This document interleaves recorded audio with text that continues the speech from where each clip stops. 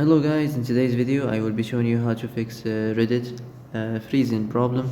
So the answer is easy, just to go to the settings and then scroll down to the apps section and then go to the search and search Reddit and then go to the storage, and here you will find this clear cache option. Click on it. Now you can go check it if it worked, and if it didn't you can try to restart your phone or turn the Wi-Fi off and on, or the Bluetooth or the airplane mode.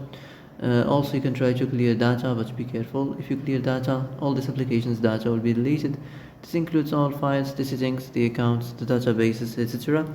So be careful if you want to clear your data.